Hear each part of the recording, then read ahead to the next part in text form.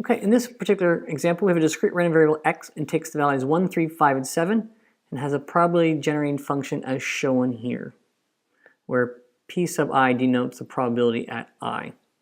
So what this here means, if I go to the probability distribution table, if I take this and I think about it as this, that I know that x equals x, well, that's going to be 1, 3, 5, and 7. And the probability that x equals x is going to be p0, p1, p2, and p3. That's what this generating function here means. That tells us all that information. So if I'm looking to find the generating function for x minus 1, well, x minus 1 is simply going to be x equals x minus 1. Well, that's going to give me 0, 2, 4, and 6. Because a linear transformation on a random variable just means that I change my outputs by -1. If I also come along now and make, I change it to 2x minus 1, well, I take 1 times 2 minus 1 is 1. 3 times 2 minus 1 is 5. And this is 9, and this is 13.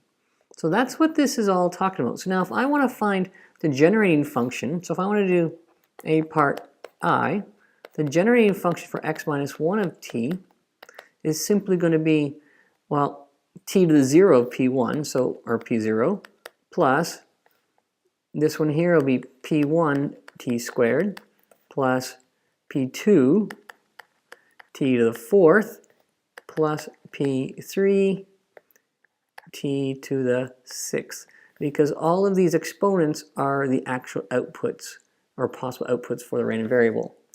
Similarly, if I make the random variable with the random variable 2x minus 1, I make its generating function. Well, now I have p0t, because I have 1, plus p1 t to the 5th, plus p2 t to the 9th, plus p3 t to the 13th. If I want to find the expected value, I'm going to do this two different ways. If I want to find the expected value, if you recall, as you recall from our formula booklet, e to the x equals the derivative of at 1.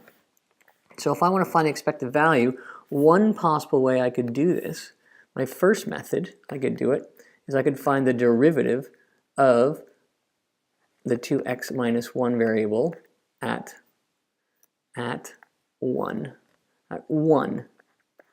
Well, I know if I get, so if I get to find the derivative of t, I look at this function here, well, that's going to be p0 plus 5 p1 t to the 4th plus 9 p2 t to the 8th plus 13 p3 t to the 12th.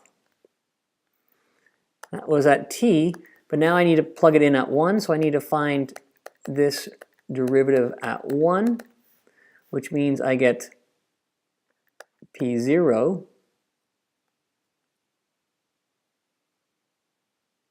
plus 5p1 plus 9p2 plus 13p3. So this is my expected value. That's one way I could have found it. The other way I could have found it is if I use my expectation algebra. 2x minus 1. Well, that means I'm going to do 2 times the expected value of x minus 1.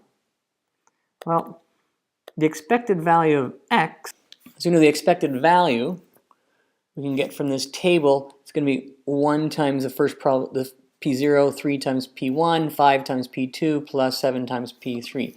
So that is the expected value.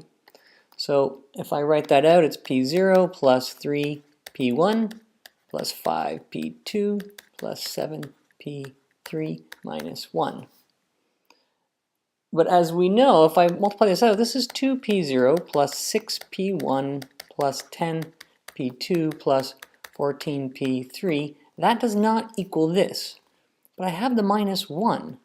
And minus 1, I know if I go P0 plus P2 plus P3, plus P1 as well, all these probabilities are 1. If I include these probabilities, then I get P0 plus 5P1 plus 9P2 plus 13P3. And we can see that the expected value doing it by expectation algebra and by generating functions produces the same result. And then finally, the last bit, we want to find the probability when x equals 1. Well, the probability when x equals 1, I can look here. This is, just to make sure you understand, the probability is going to be P0. I can get that from here. And when is the variable 2x minus 1 going to be 5? Well, that's here, and that produces, it happens at P1. This question was adapted from an IB question, so this is something you might expect on an exam.